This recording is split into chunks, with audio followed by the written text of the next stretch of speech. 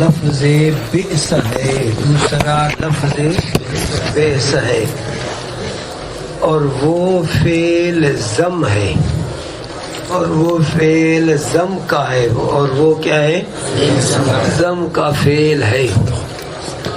اصل اس کا بئس درحال ہے کہ ہونے والا ہے، وہ باب علم سے، اصل میں تھا بائس یہ علم کے باب سے، پس فا کلمے کو کسرت دی گئی، واسطے کسرت جو دی گئی واسطے عین کلمے کے مطابق کے، پس فا کلمے کو کسرت دی گئی، کسرت جو دی گئی واسطے عین کلمے کے مطابق کے، پھر عین کلمے کو ساکن کیا گیا تخفیف کی خاطر، تخفیف المفعول لہو بنے گا، پھر عین کلمے کو ساکن کیا گیا واسطے تخفیف کے،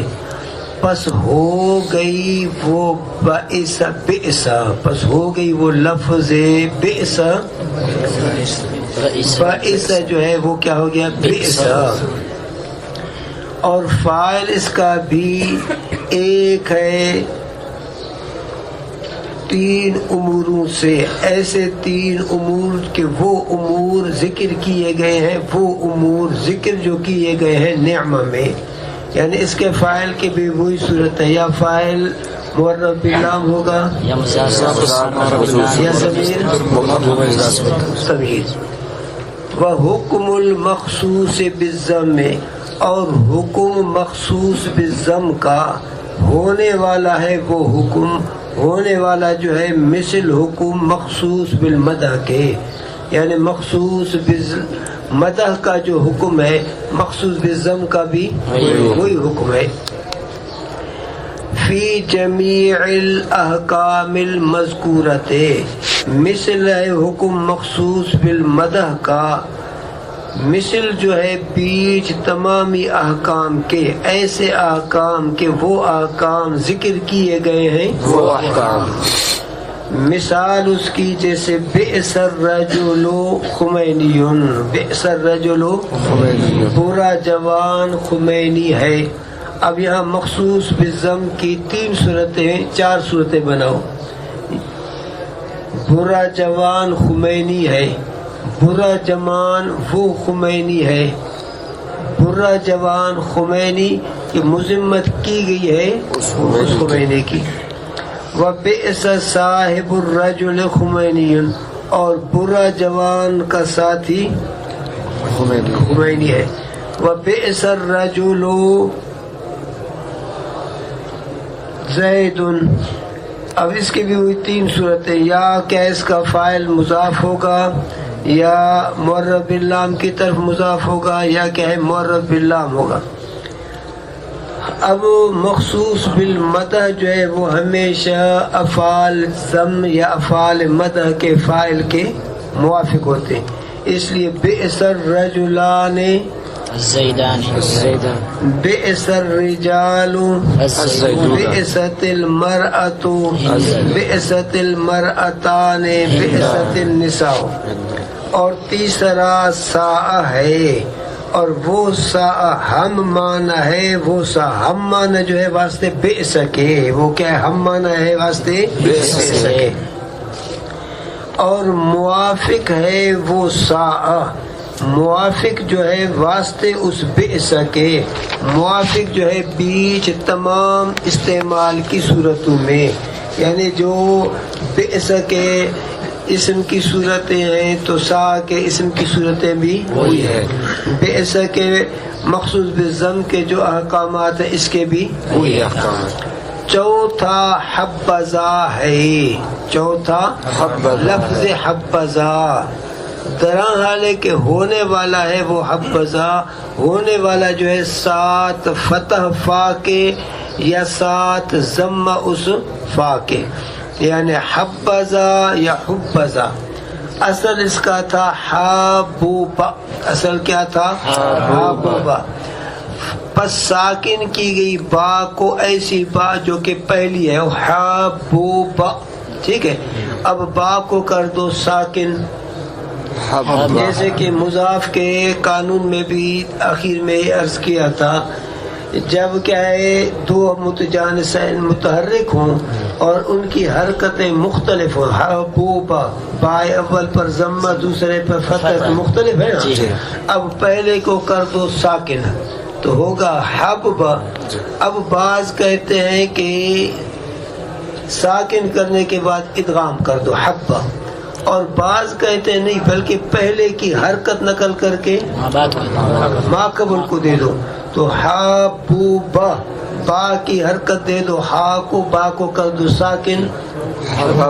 حبوبا ادغام کرو. اس لیے کہہ رہے بفتح الفاء و ضمها او ضمها، اس میں کہتا ہے حبوبا پس ساکن کی گئی با ایسی با جو کہ پہلی ہے، اور ادغام کی گئی اس با اول کو، ادغام جو کی گئی دوسری با میں، ادغام اوپر لغت پہلی کے اوپر، لغت پہلی معنی بفتح با والی لغت کے اوپر. تو ہو گیا حبا. دوسری صورت او نقلت ضمتها، یا پہلی جو با ہے اس کے ضمے کو نقل کی جائے طرف ہا کے، او حبوبا. اب ہا کو بھی ضم دے دو، با کو کر دو ساکن حبوبا. وادغمت الباء فی الباء، اور ادغام کی گئی با، ادغام جو کی گئی با میں، ادغام جو کی گئی اوپر لغت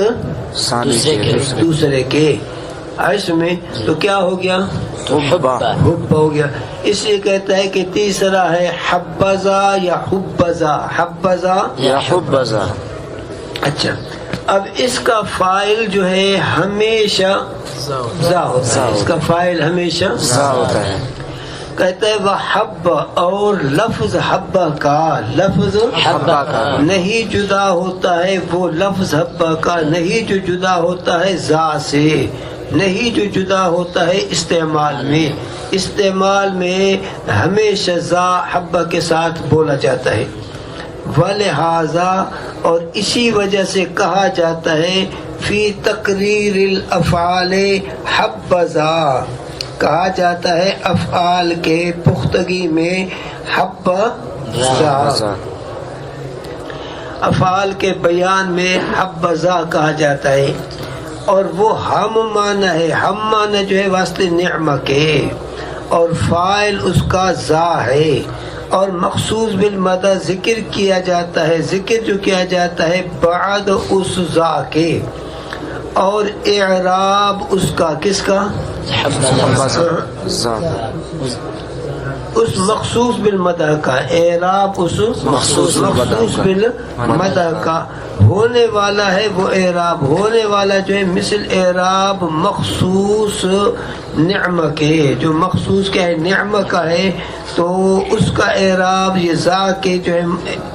مخصوص کے اعراب کے موافق، دونوں کا اعراب ایک ہوتا ہے. فی الوجہین دونوں صورتوں میں، ایسی وہ دونوں صورتیں جو ذکر کی گئی ہیں وہ دونوں صورتیں، یعنی اس کو دو جملے بناؤ. لیکن ایک فرق ہے کہ نعمہ کا جو مخصوص بالمدح ہے وہ فاعل کے موافق ہوتا ہے، نعمہ کا جو مخصوص بالمدح ہے وہ کس کے موافق ہوتا ہے؟ فاعل کے موافق ہوتا ہے. اور لیکن اس حب کا مخصوص بالمدح نہیں مطابق ہوتا ہے فاعل اس کا فی الوجوہ المذکور، بیچ طریقوں کے، ایسے طریقے جو ذکر کیے گئے وہ طریقے، ان میں جو ہے اس کا مخصوص بالمدح فاعل کے موافق نہیں، چونکہ فاعل ہمیشہ ذا آتا ہے. پھر مخصوص بالمدح کبھی مفرد آتا ہے، کبھی تثنیہ آتا ہے، کبھی جمع، کبھی مذکر، کبھی مؤنث. جیسے حبذا زید، حبذا الزیدان، حبذا الزیدون، حبذا ہند، حبذا الہندان، حبذا الہندات. شاباش.